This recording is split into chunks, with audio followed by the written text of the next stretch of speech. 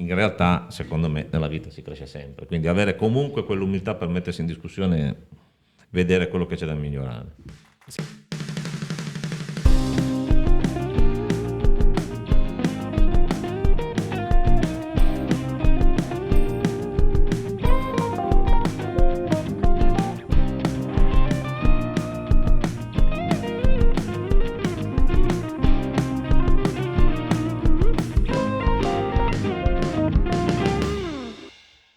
Benvenuti alla nuova puntata di Vuoto Podcast. Abbiamo con noi Luca Berti, l'amministratore delegato di Credit Safe. Applauso.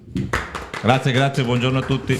E il dottor Andrea Perchiazzi. Voglio darti il dottor oggi, è giusto così. Mi piace. Detto, però. Il bello della Avessi diretta. saputo. Il responsabile delle risorse umane, quindi state a te. No, scherzo. Applauso. È bravissimo. Applauso. Più forte. Come state? Tutto bene? Bene, dai. Sì, a parte Bella intenzione!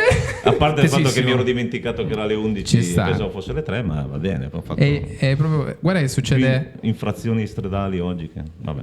Quanto sei andato per arrivare qua? Non lo posso dire, se Non puoi questo dire. Non in diretta, ci tengo la non patente. possiamo 110 dire. con i nuovi limiti della Assolutamente. 110, sì, immagino, poi- 110, 13 minuti da settimo e quella è la media, insomma.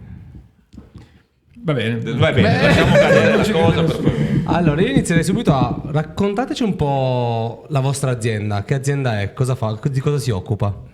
Qui vai proprio difficile. Perché poi questa parto con le domande, però volevi rompere il ghiaccio, facciamo un in tre. dici sul loro campo. Vai tu. Vado io. Sì. Cosa facciamo noi fondamentalmente? Inizi proprio. Partiamo secco tosti, la noi. domanda. Io Partite io lo so perché sono cliente, quindi io lo so.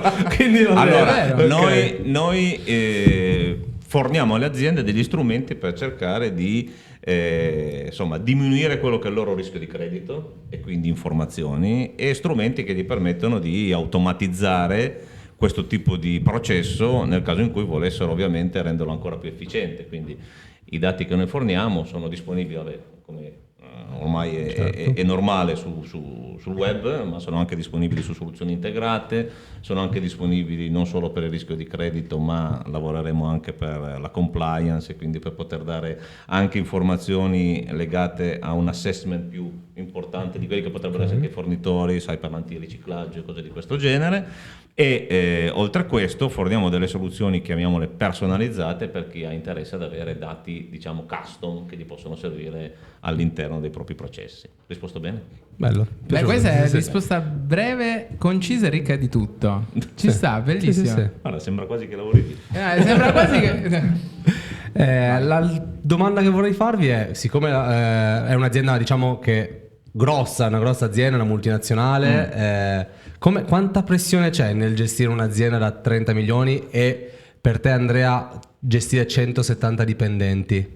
Ho detto io 170 perché sono aumentati. se Sono non sbaglio. 180 in questo 180. momento. Vedi, ok, erano visto. aumentati. Anzi, oggi 178, il lunedì mattina 180. Ok. Forse qualcuno lo prendiamo nelle prossime 2 ore. No, Forse rimarranno 178 perché io e lui siamo un po'. Esatto. Vabbè.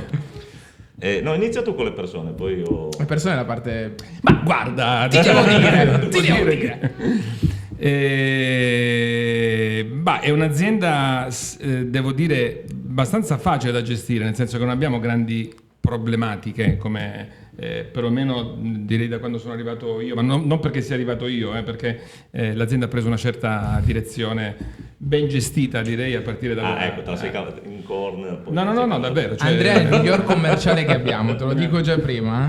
No, quindi non abbiamo grandi, diciamo, litigiosità in azienda, non abbiamo grandi problematiche. Certo, è una popolazione giovane, un po' Under 30, quasi under facciamo 30. una media. La media è di 29 anni, Vedi. la media Ok. precisa.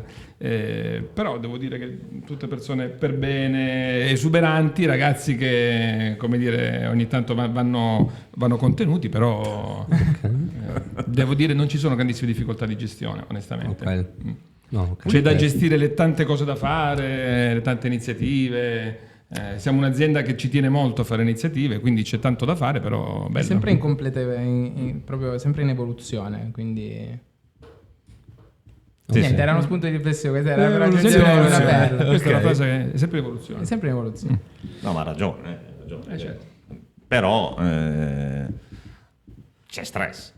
Esatto. Cortisolo, direbbe il signor. Cortisolo, chiamalo cortisolo, chiamalo come vuoi, però è ovvio, cioè fai del tuo business la vendita, del tuo target il tuo mantra e degli obiettivi la tua benedizione e maledizione, perché questo è quello che è, perché poi alla fine della fiera sì, vendiamo informazioni eccetera, però quello che ci regge è scontrarsi, e lo sai bene, scontrarsi tutti i santi giorni con quello che ti manca, con quello che devi ancora fare, con quello che hai fatto male, e quindi la pressione è tantissima, è enorme. E quello che la sente meno probabilmente è il country manager, nel senso che è ovvio che la sente anche il country manager e anche sottoscritto, Certo. perché chiaro.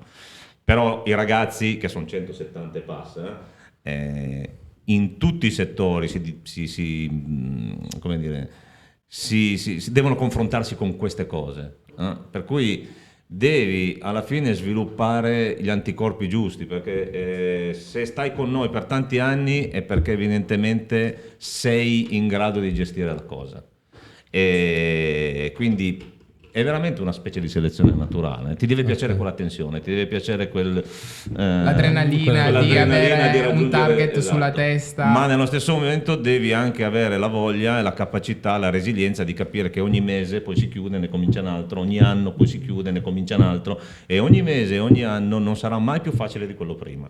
Mai. Beh, Mai. si Questo cerca è. l'azienda è sempre orientata ad alzare sempre l'asticella ogni anno, quindi tu immagina che la pressione che ti crei io aggiungerei, ti crei degli anticorpi, anche se fai una selezione naturale, sono d'accordo, ti crei degli anticorpi in realtà ogni anno nuovi, perché alzando sempre l'asticella giustamente la difficoltà è più alta e tu devi riuscire, cioè è sempre è una cosa adrenalinica secondo me, perché cerchi sempre di migliorare la tua performance. Io mi ricordo una persona mi aveva detto sempre arrivi al punto giusto quando lavorando di meno riesci a ottenere lo stesso e di più, e lì si forma poi il professionista secondo me, e quindi anche il gestire lo stress secondo me è una parte importante. Infatti noi abbiamo come si chiama? Malia? Vabbè, ma lì si occupa dello stress, legato al correlato. lavoro, no? Ce l'avete interno? Quindi avete una persona nelle che si responsabile- occupa. Lui sì è È responsabile. responsabile proprio della prevenzione e protezione, è un ruolo formale, però di là di Malia credo che la gestione dello stress poi la si faccia molto nei team. Cioè, No, quando sì, quando tu beh. chiedevi come si fa, devo dire che noi abbiamo poi tutta un'organizzazione, sono dei manager intermedi, e la verità è sulle loro spalle che c'è tantissima fiducia, e loro sono poi quelli che gestiscono il gruppo di persone, le persone gestiscono ognuno la propria pressione, insomma, E sono giovani anche loro. sono giovani, quindi tutta questa pressione è distribuita, e c'è un'organizzazione che oggi io credo possa fare bene affidamento sui livelli intermedi, ci sono persone in gamba, per cui tutti quanti come una comunità remiamo nella stessa direzione. La barca è una, Certo. e il fiume pure. Sì. Io vi faccio una domanda. Avete mai pensato, o a livello gruppo, al discorso settimana lavorativa da 4 giorni, che è un discorso che si sta parlando molto? Sì, io per me l'ho pensato. E pensavo anche un po' per me, no? Capito? Facciamo io e te la settimana. No, però è vero, cioè io so che voi avete comunque lo spazio dove avete il ping pong, i ragazzi hanno questo tempo da poter dedicare a attività comunque all'interno per la pausa, non c'è semplicemente la È sempre macchinetta un del discorso caffè. per sminuire, Esatto. no, sminuire, sbagliato, per stemperare la lo stress, la pressione, pressione. È così. perché devi staccare quella Esatto. sì, La sì. cosa dei 4 giorni è venuta fuori da un bel po', non è che Sì. adesso qualcuno l'ha Sì, Sì, sì, in adottato, Spagna sta l'hanno facendo adottata in teoria. e sicuramente un qualche cosa che personalmente mi piacerebbe adottare, però anche lì bisogna vedere se è una scelta di sistema o una scelta singola. Capisci che, allora, innanzitutto noi i target ce li abbiamo comunque misurati Certo. sulle giornate lavorative, certo. e quindi non è che uno decide Certo. togliamo un giorno alla settimana, fantastico, potremmo anche togliere un giorno alla settimana, però non togli un giorno di target alla settimana. Ok. You know what I mean, no? Però no, è vero, Certo, però si no, dice certo. che, cioè, le statistiche dicono anche vero se non togli un Che giorno rendi di più. c'è un miglioramento del 30%. Però le 8 ore sono quelle, cioè tra virgolette, però ipoteticamente per tu con quanto quelle ore giorni puoi fare le chiamate. Ti ribalto la domanda. Se noi fossimo in grado di fare in 4 giorni le performance che facciamo in 5, cioè col 20% Questo è il in tranello, meno, questo lo sapevo. perché in 5 giorni non facciamo il 20% in più? Questo io non so lo studio completo, però no, rispondo per quel che so. Però ti dico, ad oggi secondo me i dipendenti e anche penso country manager, responsabili delle risorse umane, il CEO, eccetera, eccetera, cercano sempre di trovare un giusto equilibrio tra lavoro, Certo. famiglia e tempo libero, che poi è la parte più difficile. Penso voi due ne siete, diciamo, la rappresentazione, perché magari portate il lavoro fuori. Mi immagino quando c'è stato il Covid, mi immagino quando ha bruciato l'azienda. L'abbiamo portato a casa. È vero, in effetti, proprio in modo effettivo. di lavoro. E dico, È diventata casa mia. ad oggi il dipendente medio cerca di trovare nelle aziende in generale il giusto equilibrio tra questi tre Sì, punti. corretto. Assolutamente. Quindi ad oggi penso, correggimi se sbaglio, anche un altro studio che stavo leggendo, la persona che si approccia all'azienda, quindi che porta il CV o porta la candidatura, cerca tanto, non tanto il denaro, ma quanto la giusta gestione, sì, anche il denaro non dico che non sia, ma anche la giusta gestione del tempo all'esterno, cioè quanto tempo poi mi rimane per vivere la mia vita, perché se tu vivi praticamente l'80% della nostra vita, noi la viviamo al lavoro, tutti quanti in questa stanza. Adesso ho fatto uno spunto di riflessione importantissimo, adesso non mi parleranno più, no scherzo. No. Guarda, due cose. Per quanto riguarda il bilanciamento, io sono d'accordo, cioè se trovassimo una modalità per fare gli stessi risultati in 4 giorni anziché in 5, io ci metto la firma, perché personalmente anch'io il weekend, quando arriva domenica sera, dico mizzica, è già finito? Sì, è un attimo. Ed è l'unico momento, al di là del fatto che poi io al lavoro ci vado volentieri, Ma certo. e non lo dico per dire, perché c'è il mio capo accanto. Ma comunque nel fine settimana ti dedichi alla famiglia, ti dedichi allo sport, alle cose che ti piace, altre cose che ti piace fare, ed è davvero poco quel tempo lì in relazione a quello che passi al lavoro. Detto questo, ad oggi è una transizione che io credo non possa realizzarsi dalla sera alla mattina, In breve termine. perché il rischio è che veramente tu fai una cosa che dal punto di vista del bilanciamento è straordinaria, ma dal punto di vista dei risultati rischia di mettere Sì, in ma crisi poi l'organizzazione. quando io parlo di sistema non parlo solo del nostro sistema, cioè non è che potremmo diventare, cioè immagina diventiamo gli unici che fanno 4 giorni alla settimana, e io capisco perfettamente che facciamo finta che le nostre performance si possano anche fare in 4 giorni, ma ci sono dei servizi accessori che non li puoi spegnere, cioè se devo dare supporto ai clienti, cosa gli dico? No, guarda, il venerdì non te lo diamo perché noi siamo chiusi, cioè, o tutti quanti, e Adottano quindi quello. Sì, tutto il un'adesione sistema completa.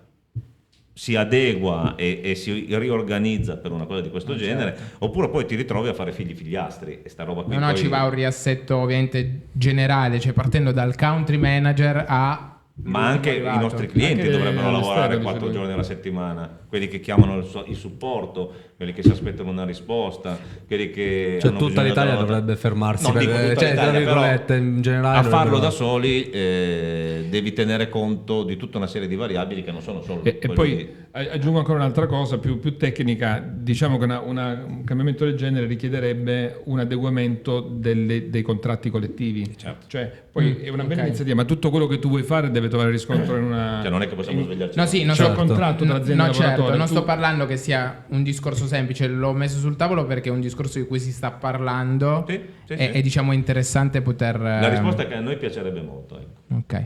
Se si trovassero mai le condizioni.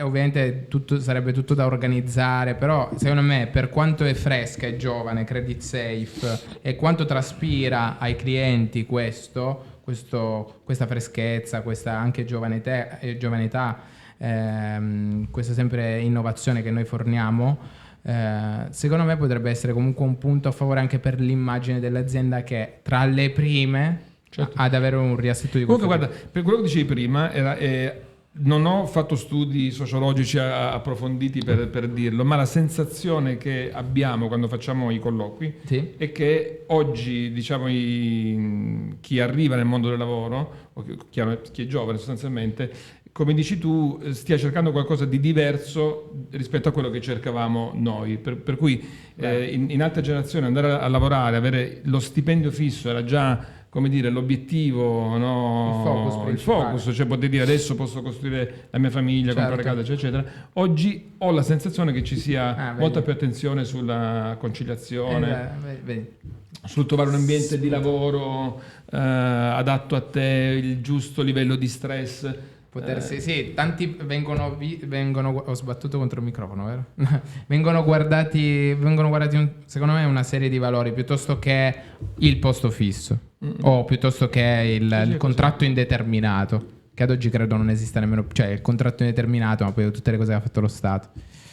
Beh, no, esiste. No, esiste ancora un valore il contratto esiste. indeterminato, non sminuiamolo. No. Sì, Ok. Credo che sia ancora uno dei un pochi, valore, dei pochi insomma, obiettivi che uno si può dare. No, la per nostra poi azienda iniziare. è focalizzata sui dipendenti in un modo importantissimo. Perché fai quella faccia? No, Perché sta tranquillo. leccando. Sì, no, un pochino. Non ho bisogno di leccare. Volevo farvi una domanda. La crescita di fatturato che avete avuto anche in un periodo brutto, c'è stato il Covid e tutto, cioè come si è dovuta impostare l'azienda? Che cambiamenti avete fatto per poter far sì che l'azienda abbia fatto una crescita comunque anche in un periodo così, diciamo, critico, diciamo, dove la gente magari non voleva spendere, ha iniziato a risparmiare? La ringrazio della domanda. La domanda è ben È posta. ben posta. Ma guarda, innanzitutto il Covid non lo potevamo immaginare decisamente, per cui se uno dice ma ti sei preparato, no, nel senso, anzi, se devo essere sincero, forse Davide se lo ricorda, Sì. io ero uno di quelli che lo minimizzava all'inizio, perché ho detto sì, vabbè, ho capito, saranno influenza, dai, in Cina, dai, vabbè, che problemi ci sono, no? Certo. Lo minimizzavo perché il primo trimestre di quel 2020 eravamo partiti veramente con il botto, A bomba. proprio con il botto, quindi insomma non volevo neanche accettarla l'idea che potesse succedere qualcosa di fuori dagli schemi. Poi guarda, l'unica cosa che ti posso dire è reagire. Quello che secondo me ci ha permesso di fare un salto di qualità nel 2020 è stata la dimostrazione che eravamo in grado di reagire quando non pensavamo neanche di immaginare, cioè un'azienda come la nostra che nel giro di una settimana, perché l'abbiamo fatto esattamente una settimana prima del lockdown, è riuscita a rintracciare sul mercato tutti i portatili possibili e immaginabili, perché in quel momento lì stavano andando a ruba, tutti volevano portatili perché probabilmente tutti iniziavano a nasare che si sarebbe finiti in lockdown. Quindi trova i PC, consegnali, spiega ai ragazzi, vedi di metterli in una condizione pseudo accettabile per lavorare, perché comunque poi non era neanche facile. Adesso abbiamo la consapevolezza che lo si può fare, ma solo quella prova lì ci ha dato la consapevolezza. Certo. Cioè solo quando sei in difficoltà e ti trovi ad affrontare cose nuove capisci se sei in grado di affrontarlo. Alcune scelte anche importanti che dobbiamo ammettere, gli strumenti che ci ha messo a disposizione lo Stato li abbiamo utilizzati, per cui per un piccolo periodo di tempo abbiamo messo non in CIG ma in FIS, che era la possibilità di sospendere per un certo periodo l'attività per alcuni reparti, quelli che ovviamente non riuscivamo neanche poi probabilmente a trovarli neanche i PC da questo punto di vista. Insomma, tutto questo ci ha dimostrato che eravamo in grado di lavorare autonomamente, lavorare da casa, raggiungere degli obiettivi, e noi nel 2020 siamo andati in attivo e grazie al 2020 abbiamo ricapitalizzato l'azienda con un capitale sociale di 100.000 euro. Cioè il 2020 è stata la svolta per noi, perché periodo di paura, periodo complicato, è un periodo dove chiunque voglia di informazioni, tu vuoi informazioni, vuoi tutelarti. Tranne la prima parte dove non si poteva vendere, perché ovviamente andavi a chiedere alle aziende se volevano avere delle informazioni sul rischio di insolvenza, avevano dei problemi molto più gravi in quel periodo lì. Non so se riesco ad avere il materiale, non so se sono aperto, non so se posso lavorare, non so, ma passato quella prima parte... Abbasso solo un attimo il microfono. Oh, sì. Perché... Abbassata quella parte lì, fatta quella parte lì, direi che è stato veramente la prova anzi la prima prova. Una reazione. Sì. Certo. Comunque noi abbiamo anche una dimensione tale e credo una cultura tale a livello di azienda per cui abbiamo reagito velocemente. Io vedo altre aziende, perché magari amici, conoscenti ci lavorano, che non riescono a essere così reattive. Perché sono c'è più più grosse, burocrazia, magari, ci sono più tanti livelli di funzioni. decisione. Noi abbiamo preso decisioni importanti in pochissimo tempo e le abbiamo potute realizzare. E poi l'altra cosa che io avevo notato in quel periodo lì è che davvero ho avuto la sensazione che l'azienda si sia proprio unita, Sì. ma veramente a tutti i livelli, cioè tutti hanno capito che c'era qualcosa che andava risolto e tutti hanno fatto il loro pezzettino. Per la prima volta ti ritrovi ad affrontare una tragedia, perché io la definisco tragedia, abituato a vederla sui film, perché solo sui film vedi roba del genere, e quindi insomma ti cambia un pochettino il mondo che hai vissuto fino al giorno prima. Quindi, Il senso di appartenenza, anche comunque, perché- ma anche che proprio le persone- sopravvivenza, cioè sopravvivenza. è Cioè, importante. io ero spaventato, poi alla fine mi sono spaventato ovviamente come tutti quanti, che all'inizio non capivi effettivamente cos'era sta roba. Io Per penso cui- che noi non abbiamo capito cosa andavamo incontro, quindi in scioltezza abbiamo fatto quello che dovevamo fare. Sì, c'era Uguale. una parte che dovevi fare perché è il tuo dovere, devi cercare di mettere in sicurezza l'azienda, devi dargli la possibilità di avere continuità. Abbiamo fatto anche delle cose fighissime, abbiamo fatto delle campagne su 3D che sono andate benissimo in quel periodo Le lì. esperienze di pagamento. Esatto. Quindi abbiamo fatto delle cose che io ci metto anche, e non posso nominare fortuna perché mi dà fastidio dire fortuna in un periodo che non è fortunato. No, ma non c'entra non è stato niente. la fortunato per fortuna. tutto il mondo. Noi abbiamo avuto una sfiga per 3 anni. Sì, è vero, hai incredibile. ragione Davide, però comunque se la vedi da un'altra prospettiva, per noi è stato proprio l'anno del cambiamento. Sì. Quindi- Infatti è molto interessante, cioè è veramente un caso studio. No, è quello, perché molte sono andate in realtà giù, quasi tutte. No, no? Molte sono Normalmente, fallite, esatto, no, molte esatto. sono fallite, cioè non è Sì, una poi parolaccia. dipende, poi entriamo in ambito in un discorso che possono camuffare cose, quindi non falliscono, vanno avanti. La cosa più imbarazzante, la cosa più divertente che ti è senza far nomi nella tua carriera da HR, che ti è successa in un colloquio. Allora, Vi devo dire. Intanto non farei riferimento all'attuale azienda. No, in generale, nella tua carriera. Ma di imbarazzante è successo una volta un candidato nella vecchia azienda che era venuto a fare un colloquio da molto lontano e siccome noi spesso facevamo colloqui con persone che venivano da lontano perché cercavamo mobilità e quant'altro, ci prendevamo la briga di dare il feedback negativo Subito. nella stessa giornata, perché questi venivano lì la mattina, stavano magari fino alle 5 del pomeriggio. Se la scelta era, perché era tutto un assessment complesso, se la scelta era negativa glielo dicevamo, era una forma di trasparenza, no? Vabbè, che è giusto. E c'era sto ragazzo che si vedeva che ci teneva tanto, proprio tanto. Quando gliel'abbiamo detto, uscito dalla sala, ha detto vabbè, l'ha presa bene. Dopo 10 minuti era nel parcheggio senza maglietta che stava urlando. Bellissimo. E lì l'hanno sparato con un cecchino. Quindi l'abbiamo dovuto E questa era imbarazzante o divertente? È imbarazzante questa. E invece la cosa più stramba che ti è successa, che ti viene ancora da ridere oggi? Beh, la racconto, ma non so se fa ridere raccontare. Una ragazza che raccontava di questa esperienza professionale fatta presso Ginocchietti, lo stilista Ginocchietti. Adesso magari esiste veramente. Non so chi sia. Ma ci aveva parlato con tanta enfasi, proprio con orgoglio, no? Come se stesse dicendo io ho fatto la stilista da Dolce & Gabbana, no? Ok. E io e l'altro ragazzo a un certo punto abbiamo cominciato a ridere, no? Prima ognuno ovviamente, poi quando capisci che l'altro pure sta ridendo, a un certo punto lui è uscito dalla sala, ha detto io vado, e se n'era andato perché non teneva più. Ginocchietti. Ginocchietti. Che esisterà e quindi lo salutiamo con affetto perché io vesto Ginocchietti tuttora. Bravo. Il famoso Ginocchietti. Forse era Gino Occhietti. Secondo me sì, forse è una cosa del genere, ma secondo me non esiste. Puoi cercare se esiste un Gino Occhietti. Ginocchietti. Vabbè, adesso Dopo lo cerchiamo. dopo Però lo- è una cosa. Andate a cercare Ginocchietti. Sì. Adesso ci querela perché esiste. E in Italia sono scritte in italiano comunque le domande. No, ma io ce l'ho. Ah no, perché ho visto fatto una faccia. Comunque ci dicono dalla regia che esiste l'azienda. Esiste, è un'azienda Esiste? importante. Occhietti Sì. si chiama? E niente, la querela si avvicina. Esatto. Scarico di responsabilità. Sant'Al. Domanda per entrambi. Quale qualità deve avere il commerciale ideale? Commerciale perfetto. Qui Avete- passiamo da parlare, No. cioè parliamo dalle zucchine al È un commerciale. attimo. È un attimo. È un poi che attimo. te la Dalla ritrovi. zucchina al commerciale è un attimo. Il commerciale ideale? Mi ricordo uno che nei colloqui disse io voglio diventare il migliore, e quando è uscito quel colloquio noi dicevamo questo o è un fenomeno o è Esplode. un fenomeno oppure Un deficiente. ed era Davide. Non l'abbiamo pagati per dire questo. No, vabbè, però il commerciale... Saluto i colleghi. Esattamente, il commerciale ideale. Ok. Cioè, che doti dovrebbe avere? Che qualità? Secondo me la prima qualità in assoluto che deve avere è la capacità... Aspetta un attimo, perché veramente... Sto facendo un macello, sto facendo... La Madonna. Ok, non ci siamo. Ok. Adattamento. Ok.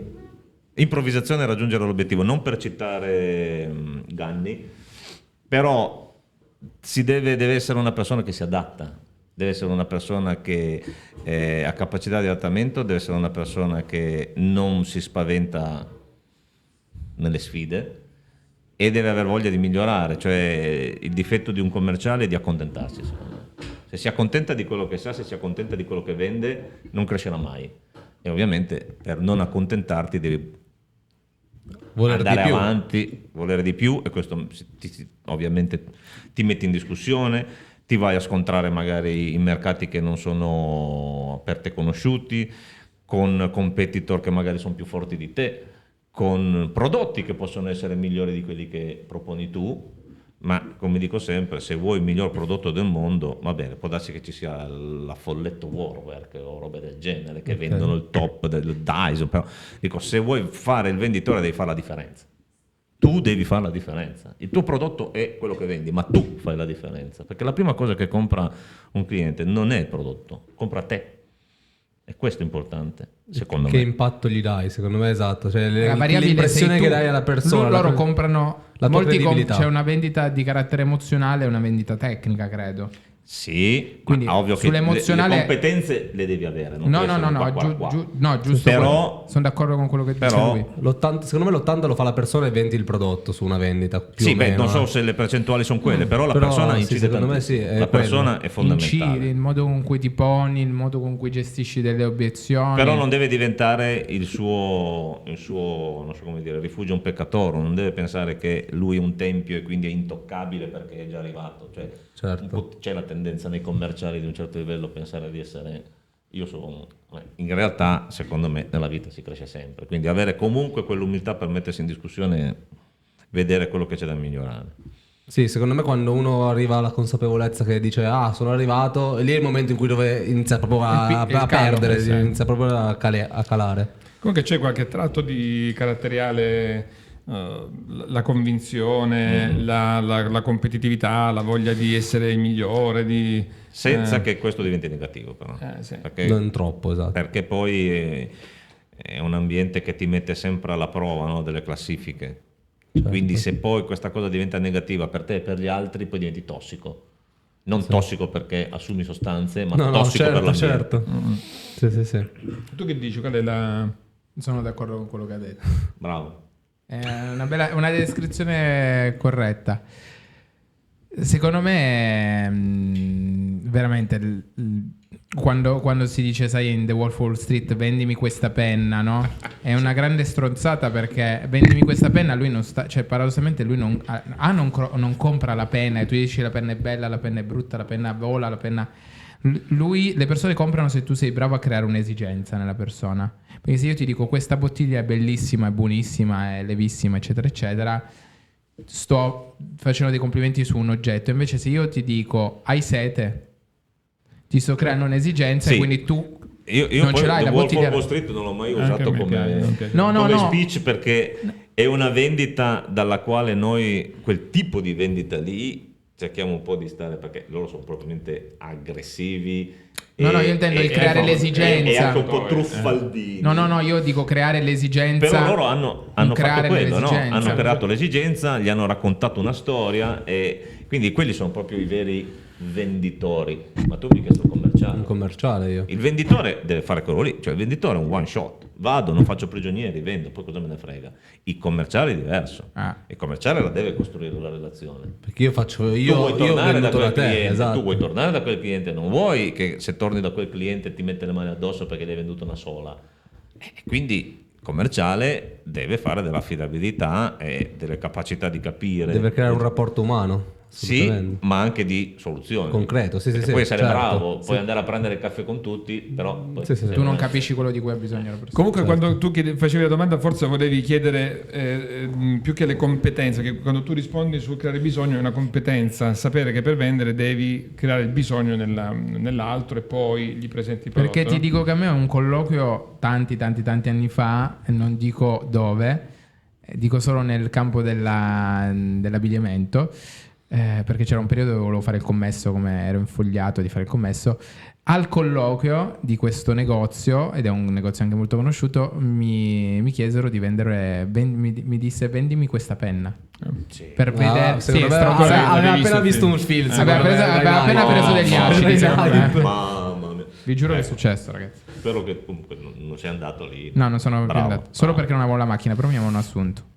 Ah no, sì, non metto in dubbio però. Però non avevo la macchina. No, invece quello che volevo dire è che siccome i commerciali hanno una pressione sui risultati enorme, veramente enorme, una cosa che noi vediamo è che se tu quella pressione la sai usare come spinta, allora diventi uno che ha delle grandi performance. Se quella pressione non la gestisci, ti schiaccia. Facciamo spesso l'esempio del surfista. Sì. No, quando tu stai su quell'onda lì, o ti piace fare quella roba lì, quell'adrenalina ti esce, ti diverte, e allora l'onda la cavalchi e fai dei grandi numeri, vero. oppure quell'onda lì ti schiaccia a un certo punto. Poi ti devi anche automotivare, cioè se perdi la motivazione Secondo me, infatti, perdi nel cammino. Il commerciale, io penso che quasi tutti i commerciali sono a provvigione per quello. Cioè, secondo me devono avere Ma uno la motivazione stimolo non di sono i andare, soldi. perché Non sono solo i secondo me soldi. aiuta quello, perché se tu avessi il tuo fisso che guadagneresti bene,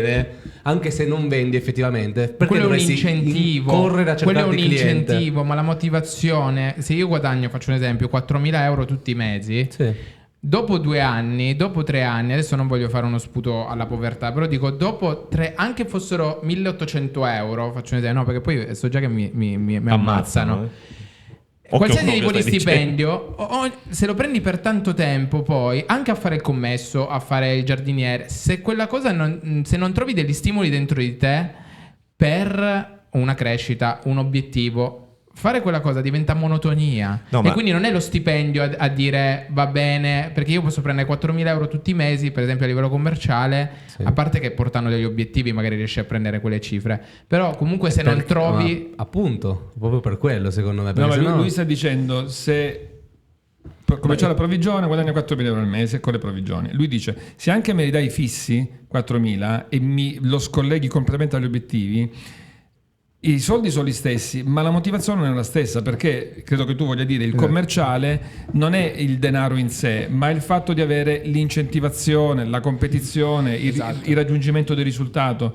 Ed è vero, noi vediamo ai nostri ci sono tante L'ha cose, tradotto bene. tante, Sì, è traduttore, è vero. tante sfide che noi mettiamo in pista a volte, non è che hanno sempre un effetto economico, però alcuni per il gusto di vincere quella sfida lì, di essere i migliori, poi Io dico sempre, quando becco i newcomers, come li chiamiamo noi, gli faccio sempre I il nuovi discorso- entrati, Sì, i per- nuovi entrati. Gli dico sempre, allora, questo è un mestiere, parlate nel termine, di merda. Perché o ti piace o lo odi, perché poi c'è gente che nasce proprio con la voglia di vendere, perché probabilmente all'interno delle sue caratteristiche personali gli piace quel po' di occhio di bue che ha, no? Quello spotlight su di lui in quel momento, perché in quel momento è lui che fa lo show, è lui che fa lo show col cliente, è lui che fa lo show con i colleghi quando vende, fa la vendita grossa.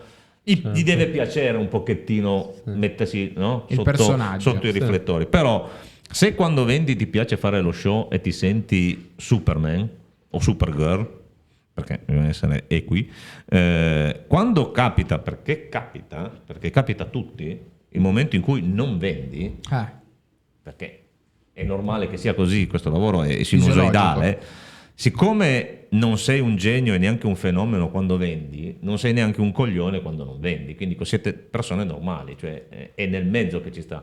Non ti sovraeccitare quando vai in alto, non ti suicidare quando vai in basso. Trovare quell'equilibrio è la cosa più importante, e carpire il meglio da questo mestiere, che è un mestiere difficile, io continuo a dirlo, un mestiere difficilissimo, Sono d'accordo. per passare da fare il venditore a fare il commerciale. Cioè questa è l'evoluzione però se non fai quello che io dico sempre a loro, togli la cera, metti la cera, io sono un boomer, quindi Karate Kid, e se non ti metti lì a togliere la cera, mettere la cera per giorni, per mesi, talvolta per anni, quindi parti dai reparti che da noi sono la nostra caldera, non acquisisci quel gesto, chiamiamolo così, calcistico, quel gesto tecnico sul quale puoi costruire tutto il resto. Quello è l'allenamento, quello è giocare nei campionati di livello inferiore per poi salire, però deve avere voglia di è farlo. strutturata così.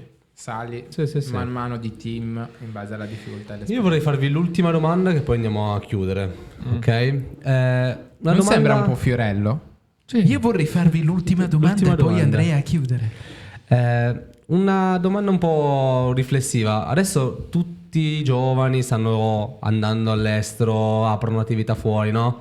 Cioè voi è un ragazzo che vorrebbe mettersi in proprio, avviare un'attività, fare un qualcosa, no? Gli consigliereste di farlo in Italia? Come farlo? E perché invece magari gli direste no, vai all'estero? E aggiungo anche con che cautela assumere. Aspetta, no, Assumere dipendenti. Cioè, magari uno deve partire da solo, poi magari si può un po' più strutturare. ok, in quel modo. Sì. se Il io divento dosaggio- imprenditore, Sì, a livello come- imprenditoriale intendiamo. Perché ormai Niente, ce tutti n'andiamo. i giovani buoni, cioè, tra virgolette, si dice che vanno tutti Inizia all'estero, tu. no? Inizio io, inizia tu. No, sull'estero, allora io anche qui non ho contezza che i giovani stiano andando all'estero, cioè non ho dei dati, magari ne conosco uno, ma non so se statisticamente Certo. non so se questo sta accadendo. Andare all'estero bello, secondo me l'estero va anche visto per quello che è, cioè noi non viviamo in un inferno. No, cioè non si sta Ma male, però ma- il livello di tasse è altissimo. Se tu dici per fare l'imprenditore vado all'estero. Hai una pressione fiscale un po', diciamo, penso la domanda Dipende se vuoi verte a fare quello. estrovestizione di business fatto in Italia, allora sì, metti la sede in Austria e paghi le tasse lì, però Ma non so se volevi dire quello. non credo che tu volessi No, dire no, quello. no. Tu dici andare all'estero Quella per era una cercare- skill che volevamo un'altra cosa. passare ai nostri. Andare all'estero per cercare fortuna, perché dici la No, gente io vado dice, all'estero e io prendo vado- all'estero. Qua guadagno poco, qua non riesco a vivere. Tutti dicono la vita è troppo cara in Italia. Ma Ragazzi, allora, oggi io non lo so perché Secondo me non è così. Ad oggi non vivo purtroppo la realtà dei giovani d'oggi, e questo mi fa sentire più vecchio del lecito, ma lo capisci che stai diventando, diciamo, una generazione, se non due passate, proprio quando non capisci, no, quello che sta succedendo, perché non si comunica o si comunica male tra generazioni, e quindi meno male che siamo circondati da ragazzi, perché questo mi dà veramente, cioè mi riempie il cuore di gioia, perché veramente pensare di stare tutto il giorno in mezzo a gente come me, no, per dire, non No, come no, me, però Stava Sandy.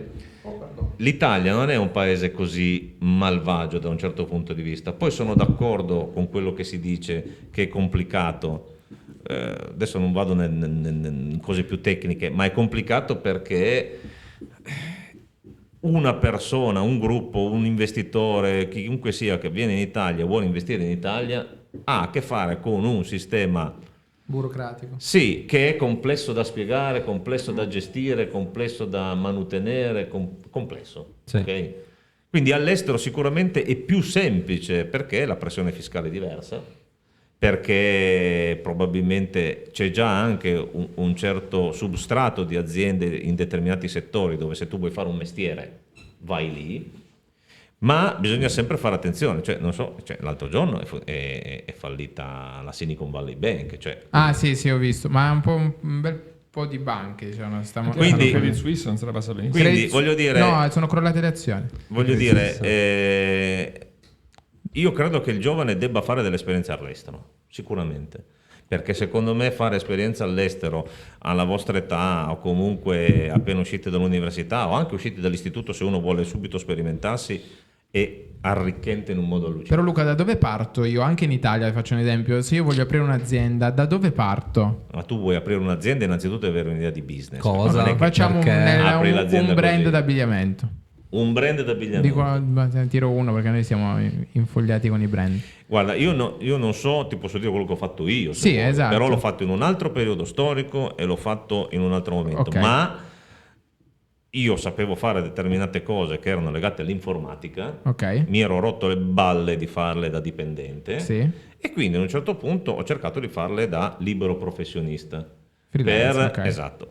Poi questa società e ho assunto della gente. Freelance vuol dire che tu scambi il tuo tempo per denaro che offri un No, servizio. noi avevamo una società in nome collettivo. Ok. Perché comunque conviene di più, però Un SNC.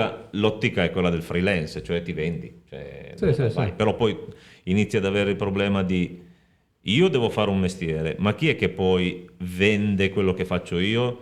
Per cui non puoi lavorare, fare, essere operativo e nello stesso momento promuoverti. Per forza. Quindi ti devi strutturare un pochettino, devi prendere un po' di gente che lavora per te e che ti dà del tempo libero e iniziano a diventare rogne, nel senso che io ho fatto l'imprenditore lì, ho avuto un locale notturno, ho avuto del personale il personale è difficile da gestire, soprattutto se lo fai in qualità di imprenditore. Perché? Perché sei tu il responsabile, sei tu il responsabile, non ti puoi permettere di andare in giro col Porsche Carrera GT4 e non pagare gli stipendi, perché allora sei un infame. Ma questo significa che magari per pagare gli stipendi poi mettiti anche in conto che tu non prendi niente per mesi, perché è così. E quando vivi quella situazione lì, poi a un certo punto se il tuo business parte, bene, sei contento per te, e quindi, ma se il tuo business non parte, altro che resilienza da quel punto di vista lì, a meno che tu non hai l'idea, la startup, tutti cercano i business angel, i crowdfunding, voglio avere i soldi, certo. prima i soldi, cioè, adesso si è capovolto tutto, no? Quindi hai l'idea, cerchi i finanziamenti, fai vedere, porti avanti. Certo. Per carità è un modo fighissimo, adesso se non hai una startup sei uno sfigato, tutti startup, sì. ma tutti la startup, no? Certo. Ok, va bene, io sono più, ok, cosa dobbiamo fare? Facciamolo. Per cui, caro Davide, l'imprenditore secondo me va bene fatto in Italia, va bene fatto all'estero se l'idea è buona. Se l'idea è buona funziona. Va bene. Io grazie di questa perla, Grazie questa mi è a voi. piaciuta molto. Adesso ve lo farvi vedere. Per un problema tecnico non ce l'abbiamo da appendere. Come vedete, noi dietro appendiamo le vignette dei nostri ospiti. Ah, dai. Un problema tecnico abbiamo avuto e quindi non abbiamo avevamo la... anche la nostra? C'era anche la vostra, quindi per un problema tecnico non ce l'abbiamo, ce l'ha qua, ve la faccio vedere, ma non E la... Ovviamente la dovremo ultimare e poi caricare, quindi è questa. E quindi una volta stampata è questa Bella. qua. Molto carino. Ok. Che c'è scritto che una collaborazione tutto torinese. Ok. Facciamola vedere anche in camera. Sembri quello delle tele Giorgio Mastrota. Allora, questo quadro al modico prezzo. E oggi? Niente. Niente. Grazie di essere stati qua. Grazie a voi, Ho detto in ragazzi. simultanea, tocca di naso. No, scherzo. Alla prossima puntata di Vuoto Podcast. Ciao a tutti.